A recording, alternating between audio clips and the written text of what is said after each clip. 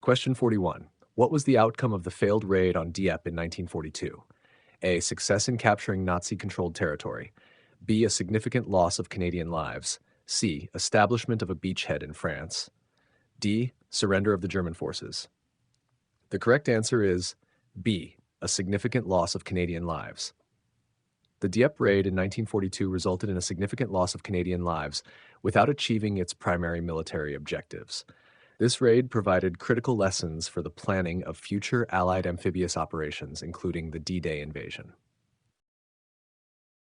Question 42. What was the role of the Royal Canadian Air Force, RCAF, during the Second World War? A. Primarily involved in ground combat. B. Played a key role in the Battle of Britain and provided a high proportion of Commonwealth aircrew. C. Provided naval support in the Pacific Theater. D. Conducted covert operations behind enemy lines. The correct answer is B. Played a key role in the Battle of Britain and provided a high proportion of Commonwealth aircrew. The Royal Canadian Air Force was instrumental during the Second World War, particularly noted for its significant contribution to the Battle of Britain, where many Canadian pilots fought alongside their Commonwealth counterparts. This role was crucial in maintaining control of the skies over Britain, significantly impacting the overall war effort. Question 43. What was the Royal Canadian Navy's role during the Second World War?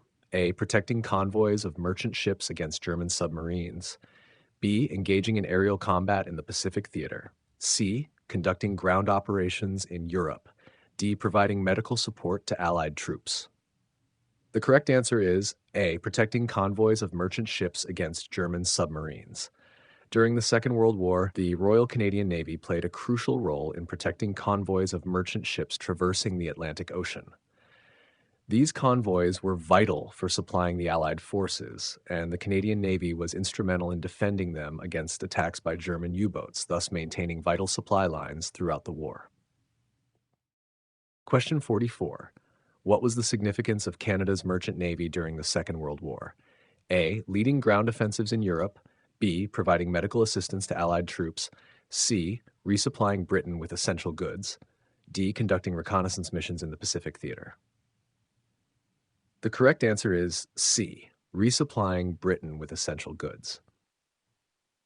Canada's merchant navy played a critical role during the Second World War by ensuring the continuous flow of essential goods, munitions, and food to Britain. This support was vital for maintaining Britain's war effort and enabled it to stand firm against Axis powers. The merchant navy braved treacherous sea conditions and enemy attacks, notably from German U-boats, to fulfill their mission, making a significant contribution to the Allied victory.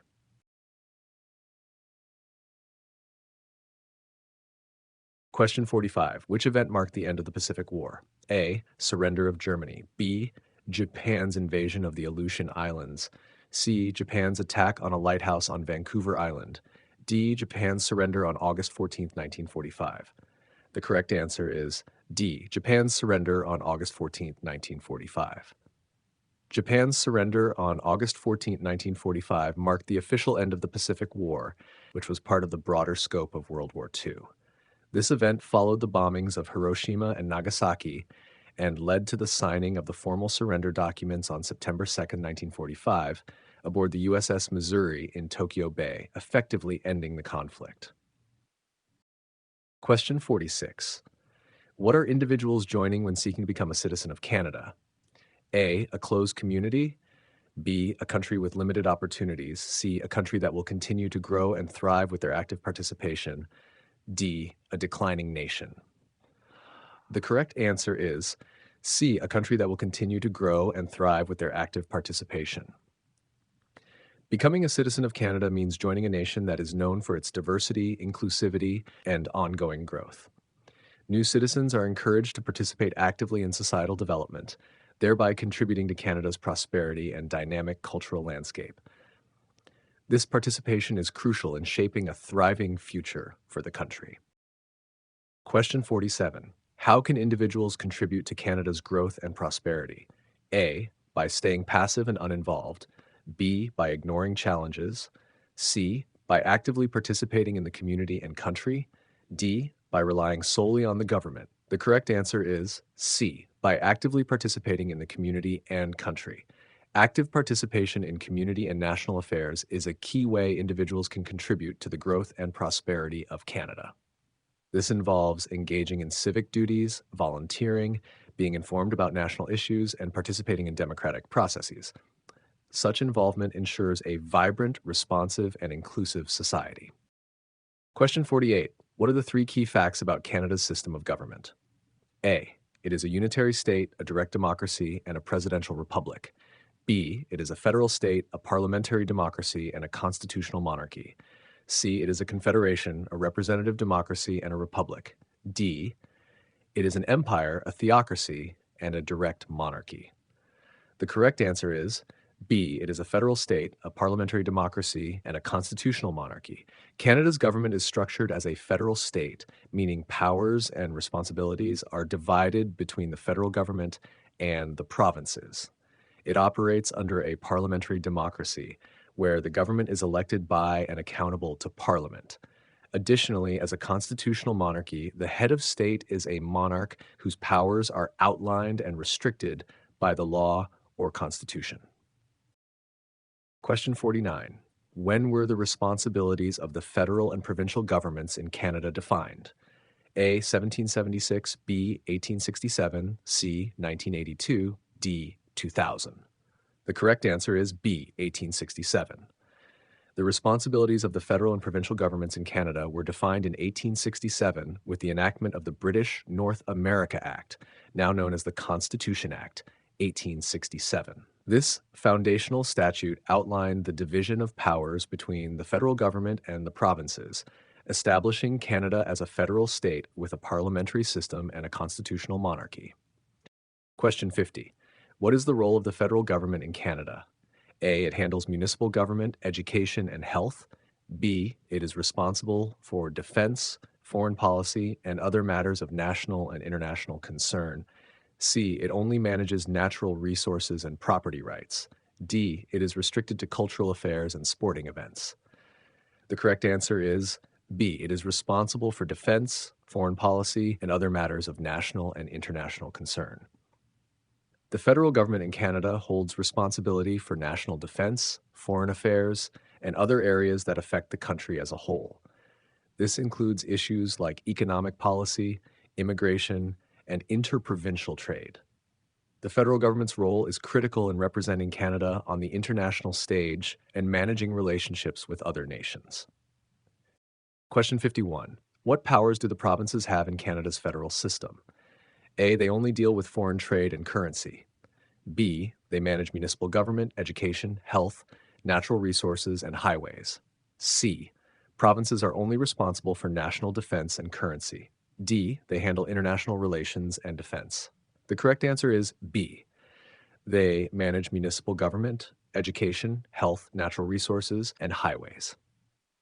In Canada's federal system, provincial governments have significant responsibilities over local matters such as municipal government, education, healthcare, natural resources, and the maintenance of provincial highways.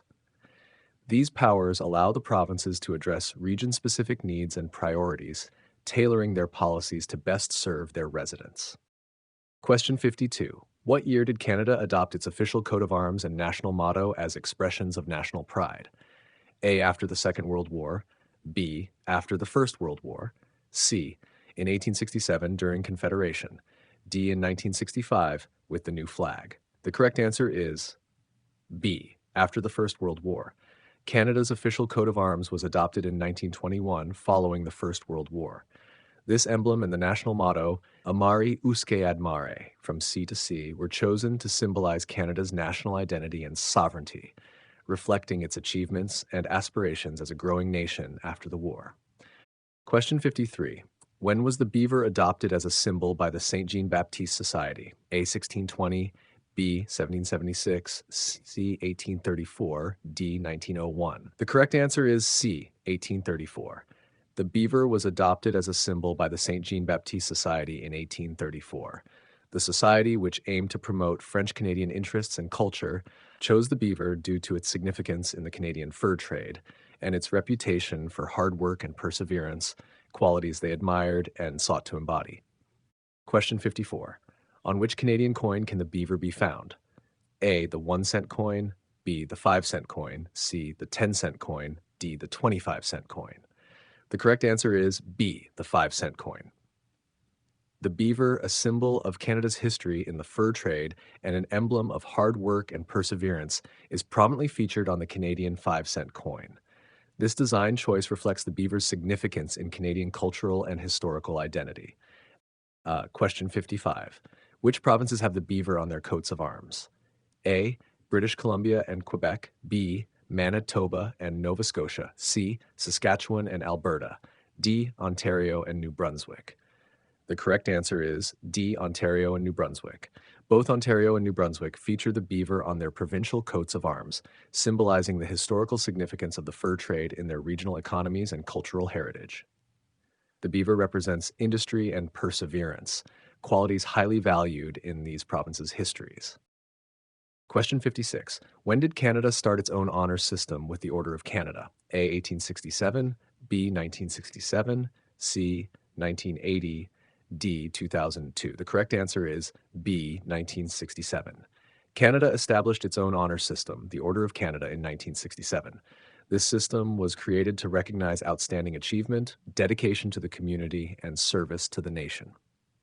The Order of Canada is one of the country's highest civilian honors and reflects the philosophy of recognizing the exceptional merit of Canadians.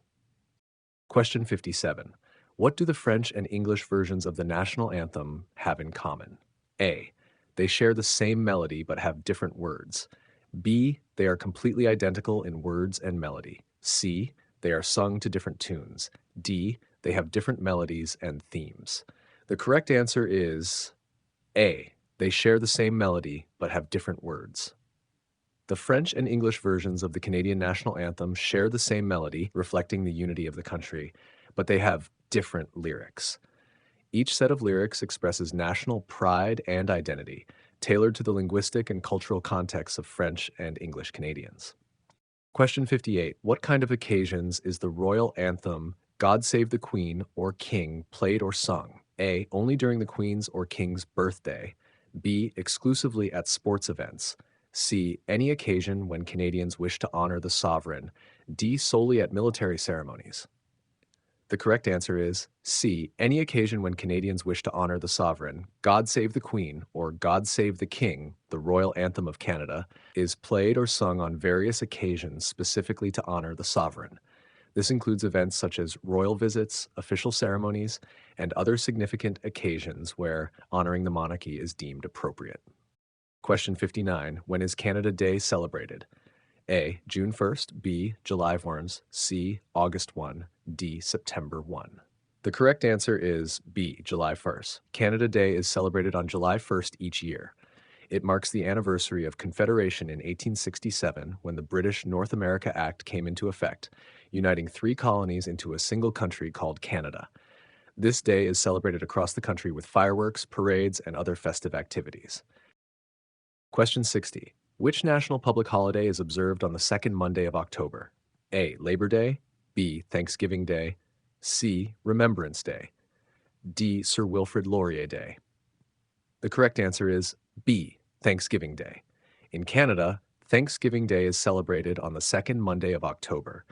It is a time for Canadians to give thanks for the harvest and other blessings of the past year.